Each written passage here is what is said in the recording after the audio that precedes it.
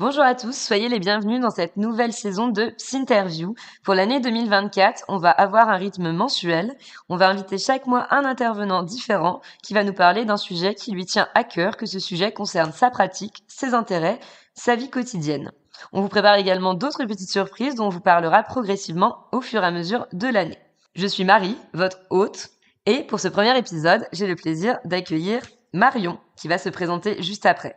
Donc maintenant, mettez-vous à l'aise, que vous soyez au chaud chez vous, dans le train, dans votre voiture ou même entre deux consultes, nous allons commencer.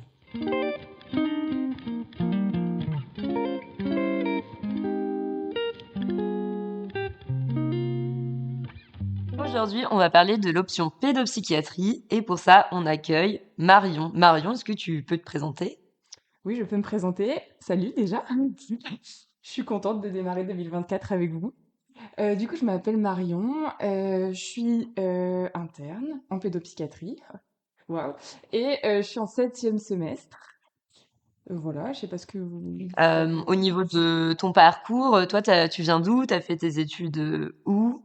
Alors, du coup, à la base, je viens de Marseille. J'ai fait tout mon externat là-bas. Donc, ça fait pas mal, j'ai pas mal bougé, du coup. Pendant l'externat, bon, ça a été, j'ai déjà fait des stages en psy à ce moment-là. En pédopsie, j'en avais fait un. Euh, C'était vachement cool.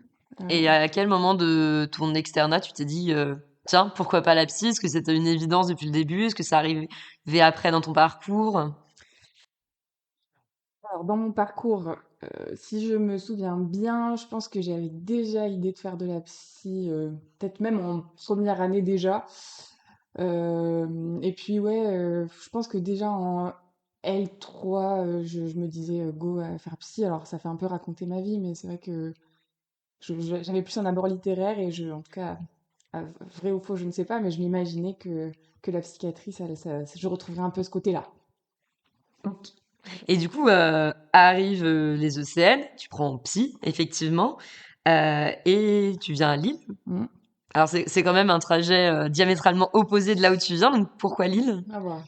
Moi, finalement, je l'avais quand même dans le sud, mais Lille, ça me disait, on m'avait dit, ouais, Lille, Lyon ou alors Montpellier. Bon, Lyon et Montpellier, bon, je crois que j'avais plus.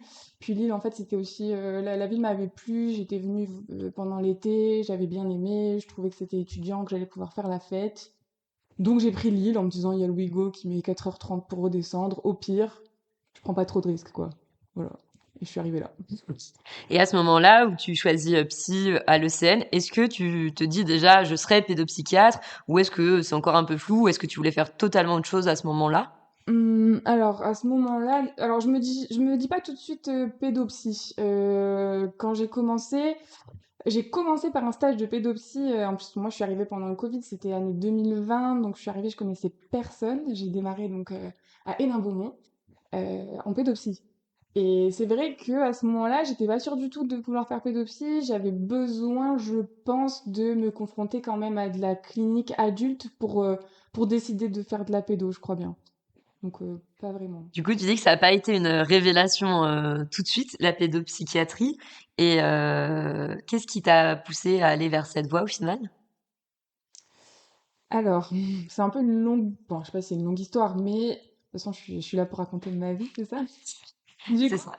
euh, en fait, je voulais, je crois, voir l'adulte d'abord sous l'angle développemental. J'avais besoin de creuser chez l'adulte l'histoire des gens. Ça m'intéressait de comprendre leur enfance. Enfin, voilà, sous un abord peut-être un peu plus psychothérapie, je sais pas trop, mais ouais, je me suis dit que cette réflexion-là, elle était plus en pédopsie, elle était peut-être plus creusée chez l'enfant. Et donc, j'ai pris l'option en me disant ça. Et bon, je pense que j'ai bien fait, mais Et c'est voilà. à quel moment de l'internat qu'on choisit l'option? Alors moi, je l'ai choisi pendant la deuxième année, je pense soit fin de troisième semestre, soit début de quatrième, il me semble. Et à ce moment-là, à ce moment où tu t'inscris pour l'option, est-ce que tu avais des a priori particuliers, des peurs, et au contraire, est-ce que tu avais des attentes Alors, les a priori, oui, on en a tous, je pense, sur la pédo. Déjà, Alors a priori c'est un peu vrai des fois, mais l'inertie qu'on peut retrouver en pédo avec les 3 heures de synthèse archi-psychanalytique où tu comprends rien du tout, voilà, moi ça me faisait flipper, c'est pas forcément le mode d'exercice auquel je m'attends, auquel je m'attendais, donc ça me faisait flipper.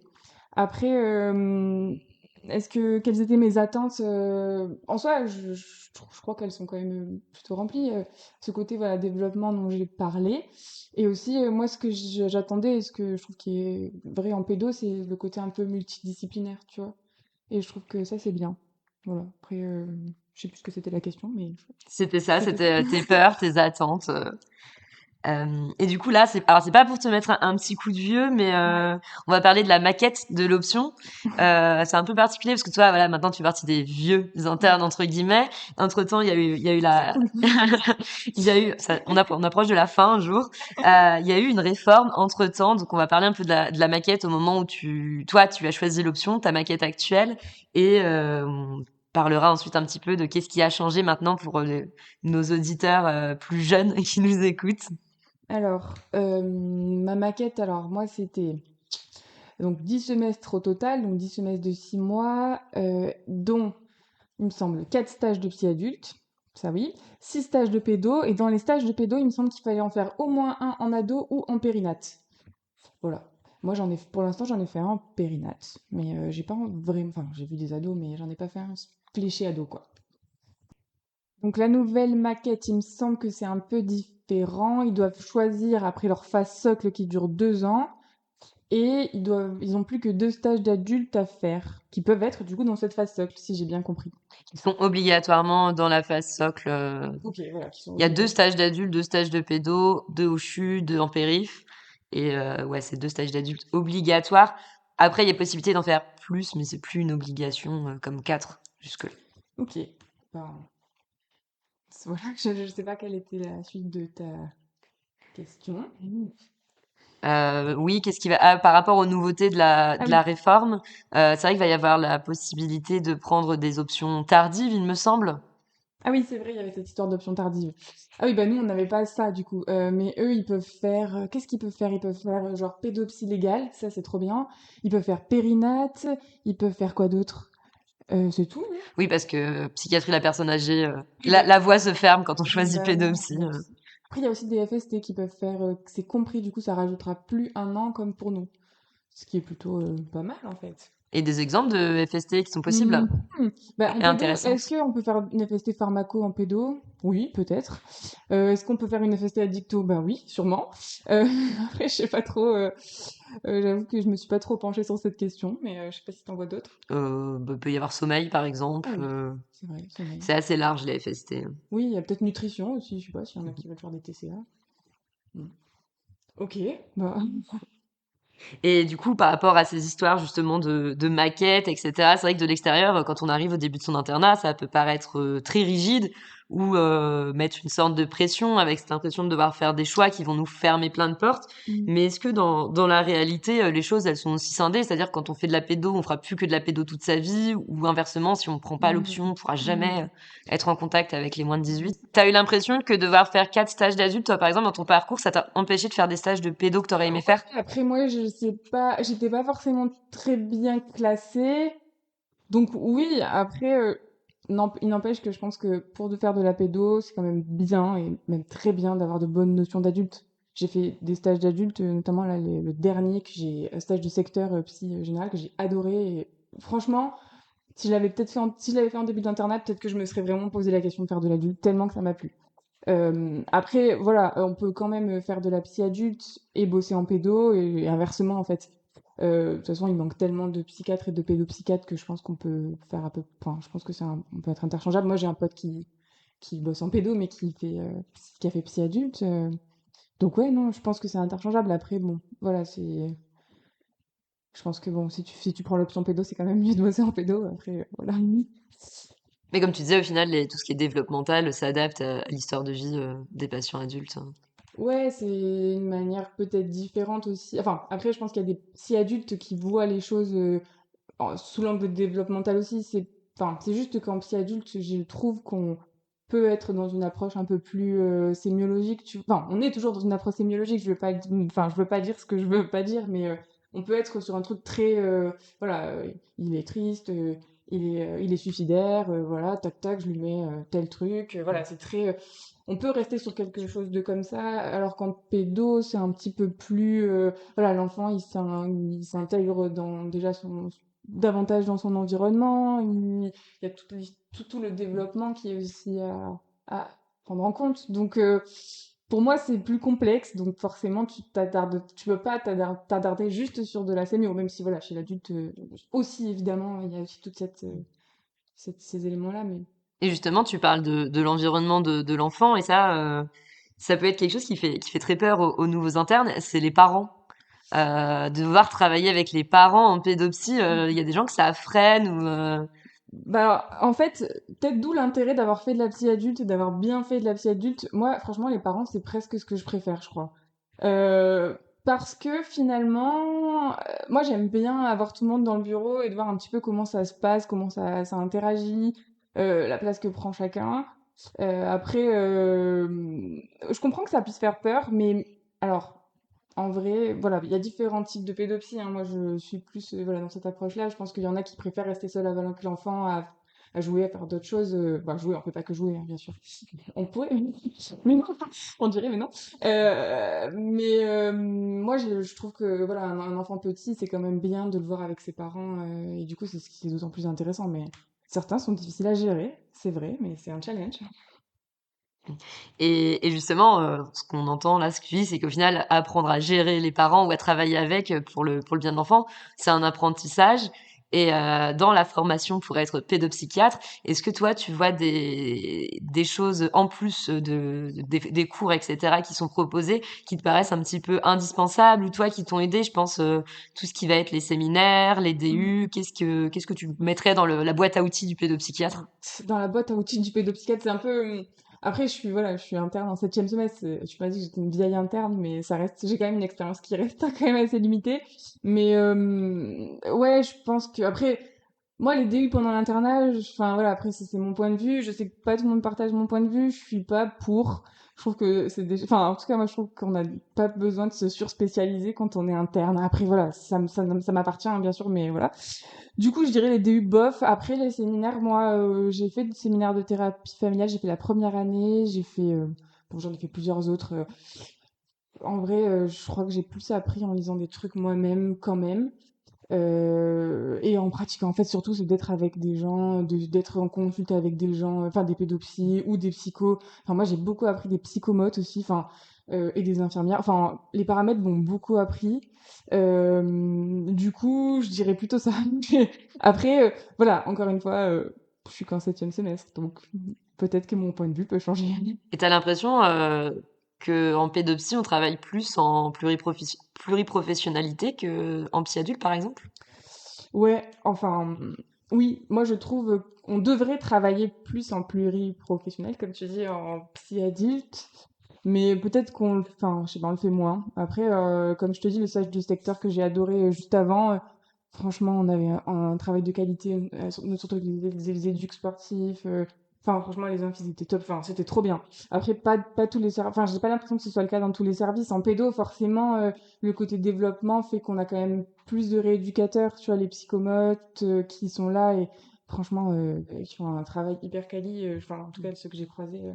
Donc, ouais, j'ai l'impression que oui. Puis les synthèses, alors même si ça dure longtemps et que des fois c'est un peu relou, enfin, en vrai, t'es quand même avec tous les professionnels autour d'une table, tu te mets ensemble, tu réfléchis, tu discutes. Bon, même si c'est long parfois, ça peut être utile et intéressant. Voilà. Dans les clichés qui est un peu autour de la pédopsie, donc on en a déjà un peu abordé certains, mais c'est vrai qu'il y a ce côté où est-ce on sait pas trop ce que font les différentes personnes des autres métiers, mais il y a aussi un peu les structures, comment s'organisent les soins en pédopsychiatrie, ça peut paraître assez obscur pour quelqu'un qui est pas dedans directement. Est-ce que tu peux présenter rapidement un peu ce qui est possible, hein, sans forcément détailler, et savoir est-ce que c'est plutôt de l'ambulatoire, du privé, de l'intra, enfin qu'est-ce qui existe en pédopsie Ah, c'est une question difficile, ça.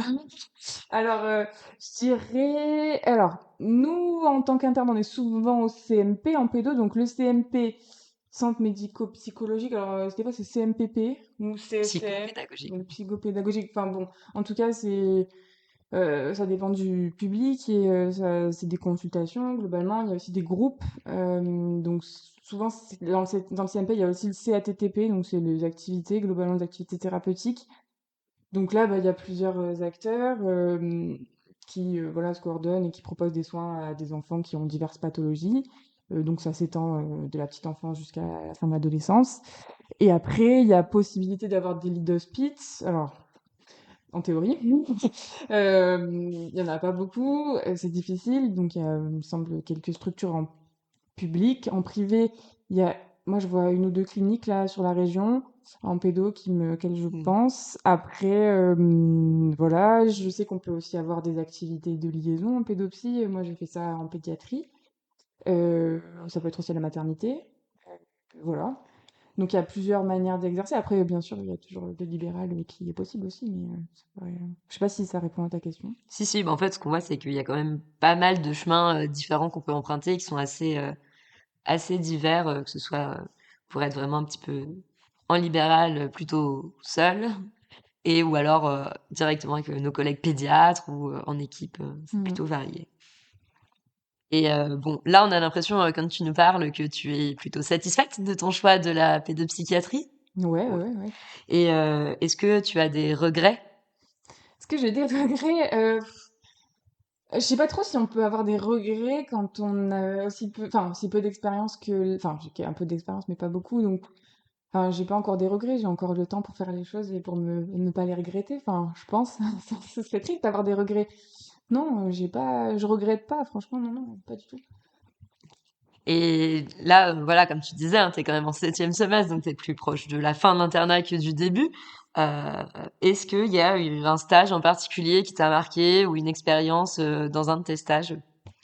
En pédo, du coup, hein, parce que Oui. je vous ai parlé du stage de SecFair en question, mais alors en pédo, c'est vrai qu'il y a plusieurs stages qui m'ont marqué, mais moi je pense notamment à un stage où j'allais justement avec une psychomote, on allait à la maternité à Tourcoing. Et ouais, enfin, j'ai beaucoup appris dans ce stage-là sur la périnate, sur le développement de l'enfant qui, en vrai, moi ça me paraissait quand même assez obscur avant de passer dans ce stage où je voyais quand même des enfants tout petits.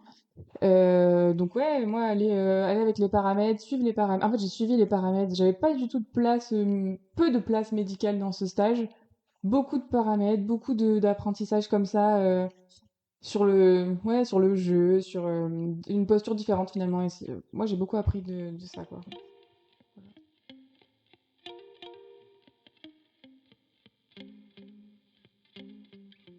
Ok, donc jusque-là, on a quand même été très sérieux. Là, on arrive à l'instant un petit peu plus cosy du podcast. La preuve, là, on s'est fait un petit thé, on est installé. Donc, on va parler un peu de choses plus fun, plus détentes, de la vie de tous les jours. Et de façon générale.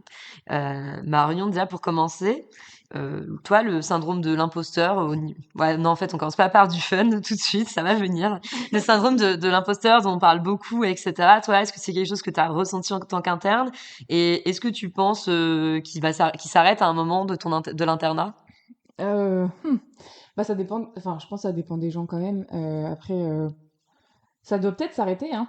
Moi, je l'ai quand même. Alors, pas pour tout, mais quand même. Je l'avais surtout quand j'étais, tu vois, je commençais tout juste là, j'avais 25 ans, je sortais des ECN, et puis on te met face à des parents, des enfants, et t'es là, et ta place quand t'as 25 ans et que t'as pas d'enfants. Enfin, je me sentais vraiment complètement illégitime. Alors maintenant, en vieillissant, j'ai toujours pas d'enfants, mais je sais pas, je me sens un peu moins. Après, toujours quand même, hein, surtout, enfin voilà, il y a plein de choses sur lesquelles on se sent.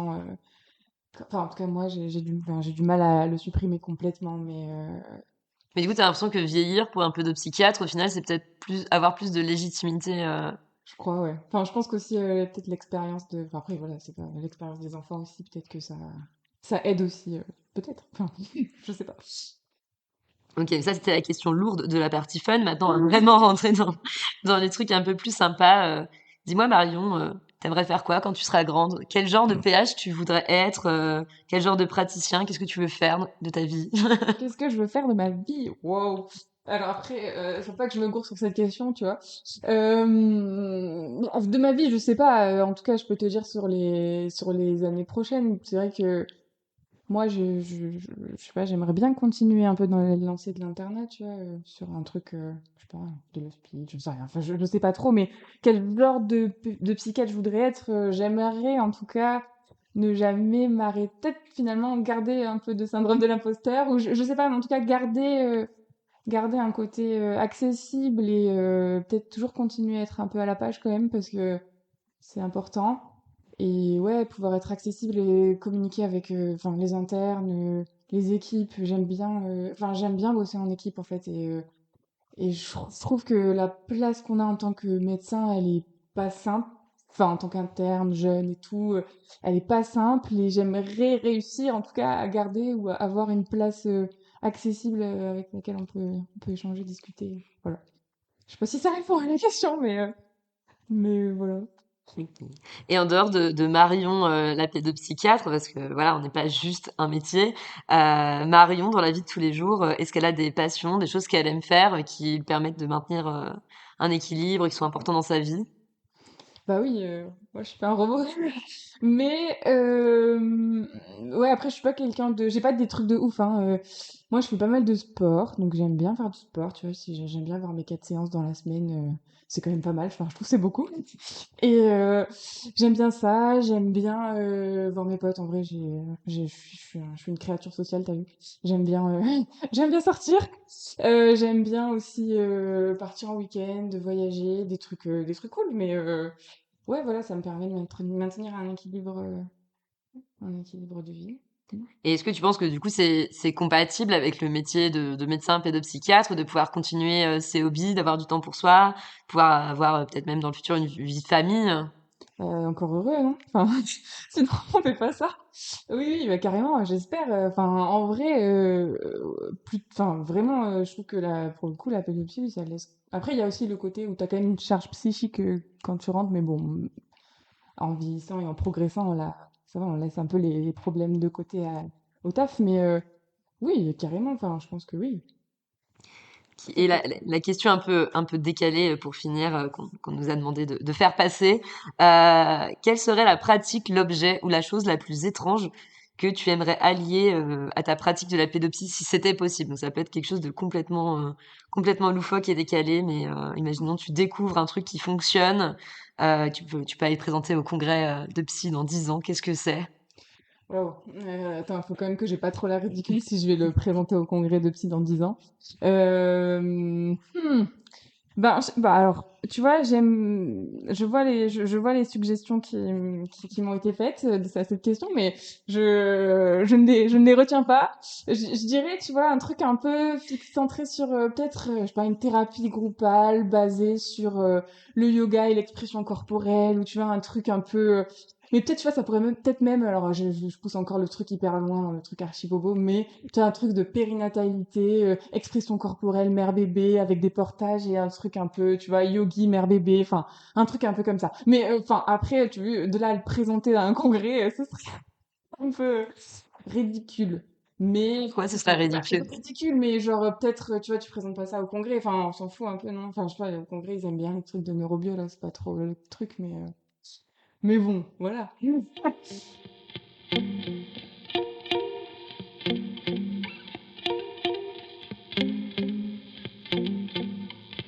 arrive maintenant à la fin de notre épisode. Merci Marion d'être venue, de t'être livrée, d'avoir répondu à toutes nos questions. Merci Lali Depé pour ce podcast Psy Interview. Merci à Shanice qui fait tous les montages. On aime bien laisser ici la parole à notre invité pour la conclusion de fin. Est-ce que tu aurais un petit mot de fin à nous dire, Marion? Bah, déjà, merci Marie, merci Chani. Et puis, comme mot de fin, je peux dire plusieurs mots du coup. Moi je dirais que quand même en pédopsie, enfin déjà, n'hésitez pas à faire pédopsie parce que ben on a besoin de vous. Et que en plus, enfin je trouve que c'est bien de pouvoir bosser avec les paramètres et pas hésiter à redescendre de la position médicale le temps de l'internat en tout cas pour apprendre d'eux parce que enfin je trouve que c'est important. Et puis voilà. Et puis si vous êtes stressé, n'hésitez pas à regarder des vidéos de chats. Il y en a plein sur Instagram et TikTok si vous êtes jeune. Et voilà. Merci, Alain Dubé. Comme quoi, être pédopsie, c'est aussi rester à la page des nouveautés. Il faut, voilà, savoir ce qu'est TikTok, hein, sinon c'est un peu compliqué. Euh, Vu qu'on va essayer de faire un peu du teasing maintenant et de prévoir. Donc pour le prochain, on peut déjà vous annoncer qui sera l'invité du prochain épisode. On va continuer notre petit tour d'horizon des options des FST. Et pour l'épisode suivant, on accueillera donc Shadia qui viendra nous parler de la FST Addicto. Shadia qui est également présidente d'honneur à vie de la I2P décrétée par Non, nous. mais je ne dis quoi, non, mais tout plus. Et ce sera égal. Et elle aura aussi la tâche un petit peu d'être la première à répondre à notre nouvelle série qui s'appellera Askip, donc Ask les internes de psychiatrie. Ce sera une boîte à questions. Vous pourrez sur les réseaux mettre des questions qu'on posera à notre invité qui y répondra. Voilà, donc n'hésitez pas quand on le mettra en ligne à bien nous envoyer des petites questions. On vous souhaite une bonne journée. Donc pour ceux qui étaient dans leur canapé, bah voilà, bonne soirée. Ceux qui étaient dans le train, bon courage.